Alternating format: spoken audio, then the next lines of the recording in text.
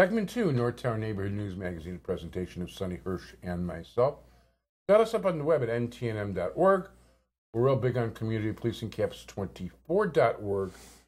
And speaking of the police, it's getting harder and harder these days to get a real live police officer on the show. We can get some.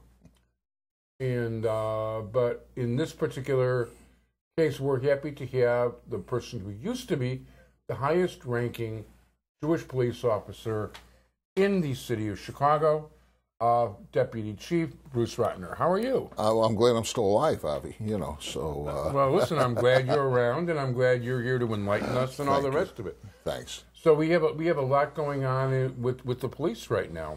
Yes, We've got a we brand new police commander. Is he somebody you know? A new interim superintendent, Eddie Johnson.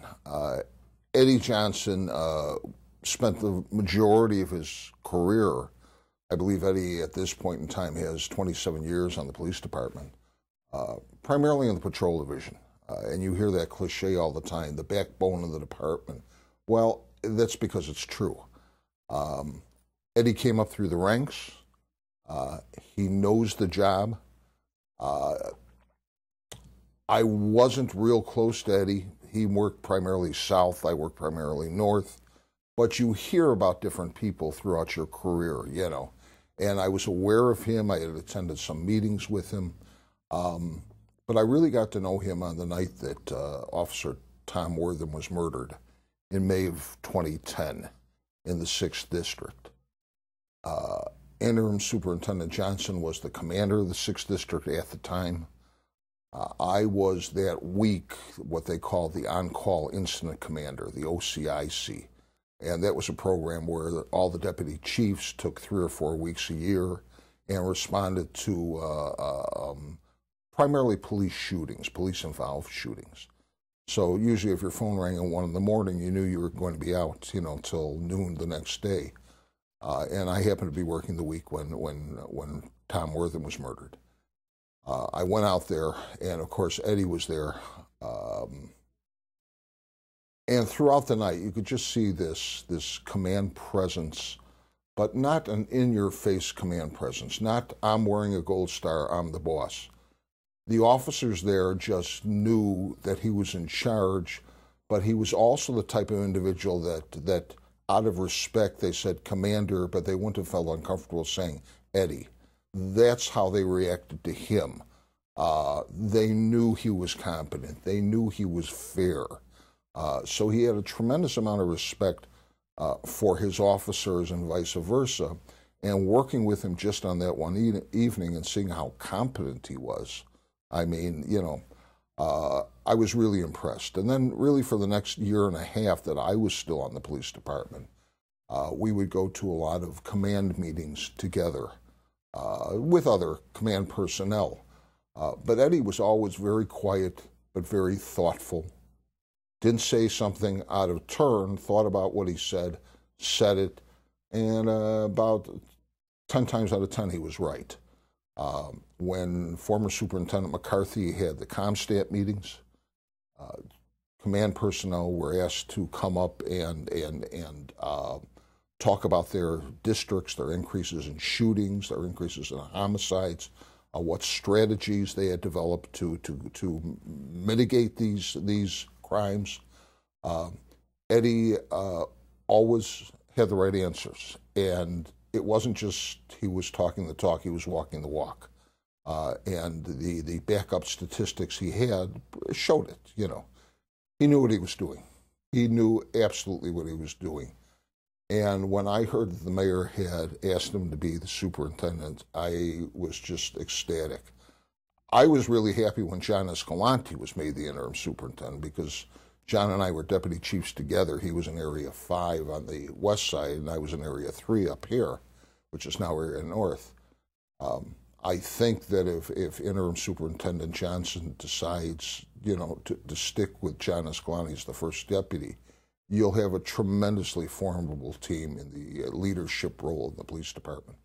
It would be terrific and homegrown talent because we have so much of it. People don't realize. You really do. There's 2 schools of thought. Number one, unless you've been living on a cave or in the moon, over the last year has been really a rough year for law enforcement.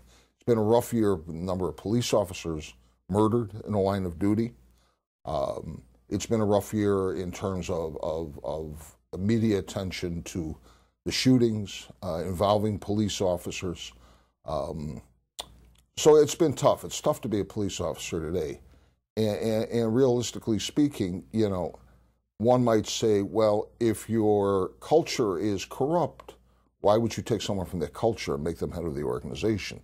Let's bring in someone from the outside with a fresh set of eyes and do that. But I think as we've seen with the last two superintendents, and I don't want to be critical necessarily of them, however, it takes at least 2 or 3 years just to learn the nuances of our organization. Why wouldn't you take someone who has a reputation for unimpeachable integrity, who's worked in a beat car, who knows our culture, and make them head of the organization? And that's exactly what the mayor did in making Eddie Johnson the interim superintendent. I think it was a brilliant move. I think it's a move that will be embraced by most street police officers. And, and I see Eddie just doing a remarkable job here. No, I'm glad to hear that. And the fact is that, anytime you've got, we were discussing before we went on the air the number of police officers. So let's say there's approximately 11,000 officers. You won't have 11,000 anythings without having some bad apples. Of course. And the idea is that if you have those bad apples, you have to turn the entire apple cart upside down. You can turn the apple cart upside down and still have, and as a result, maybe even get more bad apples than you had before, if not have a similar number, because you've got new people coming in, you've got old people going out. Some of those 11,000 just are not going to be good people. New opportunities present themselves.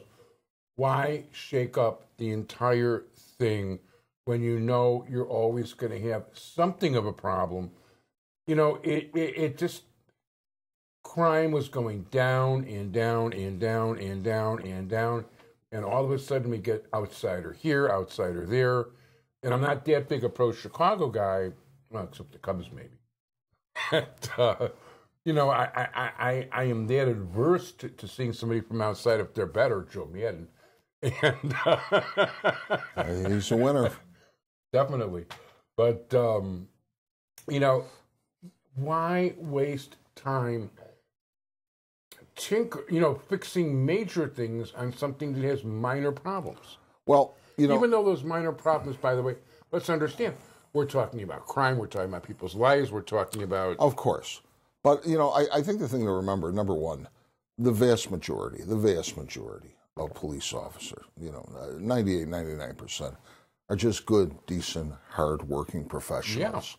Yeah. They have the same goals that you do or that Sonny does, or, they want to do their job, they want to go home to their families, they want to earn a decent living, they come on the police department to help their city. And that's what they do. And these are the officers that you never hear from. These aren't the officers that are out screaming and yelling or writing on blogs or doing things like that. They're just good, decent, honorable people. And when someone in a police department, whether it's Chicago or any department, does something that the media takes and explodes, and if it's probably something that's bad, we all feel it. I mean, it's embarrassing to you when something like that happens. Yeah, and sometimes it's overdone. You had these paid political protesters. These guys were pros. These guys weren't amateurs. These guys weren't there because they're outraged citizens of Chicago blocking Michigan Avenue. And what the heck are they blocking Michigan Avenue for? As if those people had something to do with sure. that particular incident. These are some. If you've got enough money, you can do the same thing yourself. Get the same people out there and tout the exact opposite cause. Sure. And none of them actually live in Chicago or are going to take out a ballot. Also, I want to say it's time to stop believing what you see on TV. And I don't just mean snippets of things in the news. I mean TV shows, too. when I talk to guys like you, or I'll talk to the state's attorney or the sheriff. What do you see on TV about, let's say, a show about the police that's real or not real? My new favorite example is Chicago Fire, which is a decent show, and I happen to like it. It's just not real. There was a sightseeing touring bus that encountered problems, that was stopped, and the engine was catching fire on the 2700 block of Roosevelt Road. Okay. Now, I just so happen the bindery I use is a 16th and Western. Okay. So a few days later, I was right there. I wanted to look for myself at the 2700 block of Roosevelt Road. If that sightseeing bus was there for people to acquire drugs or prostitutes, they were in the right place. It's well, television shows are great and everything. I happen to like Chicago PD. I think it's pretty well written. Yeah, I do too. I understand that, I have friends of mine that work as extras or work security, and they say the cast members are just phenomenal. They're just like regular people, and I have become friends with some of our friends. But obviously, the police department is always a work in progress. It's an evolution. People from my generation say, well, the kids coming on the job today aren't the same. Well, of course they're not. It was like when I came on the job. That's what the old timers said about us. Most of our guys were Vietnam era guys and so on and so forth. Then we went through the 80s. We went through the 90s. Now we're getting Afghanistan veterans, military people coming in. But you're getting a different person coming on the job today, and it's strictly a question of managing them differently. I firmly believe, they talk about this code of silence that the police department has. The medical profession, the attorneys, so on and so forth, they have codes of silence too. They never complain against their own, except differences, obviously, they don't carry guns and are out in the public. Be that as it may, can that culture change? Yes, it can. It's not going to be in my lifetime or yours, sorry to say, when it will, but it's an evolution. It starts at the training division and from there, and it starts with a different type of kid coming on the police department today, By the way, I'm not so against, I'm not for totally cloaking things, and there is a line there somewhere. But, no matter what job you're on, if you're friendly with the guy you're working with and he's a decent person, it's natural to want to protect them. Of course. And that just goes with the territory, So, I'm not saying that there's officers who haven't protected other officers who they probably shouldn't have, But that's slowly changing. And again, it really has nothing to do with anything except people are changing that are coming into law enforcement, But I definitely think... No, it's definitely a different breed of kid. It definitely is. But I know that, again, Eddie Johnson, everything I'm saying, he believes in. And he's got a lot of great ideas. He really does. And I think you're going to see a much different police department in a year. Well, Eddie Johnson, you are hereby cordially invited to come on the show. I would love to have you and talk about things. I was very pleased they appointed somebody from Chicago. I could get into the reasons Ron wanted you, but it doesn't really matter. You're the person that matters, and I want to wish you all the luck in the world in making the Chicago Police Department reach even greater new heights than it already has. And I want to thank my guest for gracing us today, former Deputy Chief Bruce Rottner. Thank you, Avi. I hope you'll come back again on soon. And I guess next time we'll talk about National Night Out and other Terrific. stuff. Look forward to it. Okay. Thank you so much. Thank you, Sonny. Bye, everybody.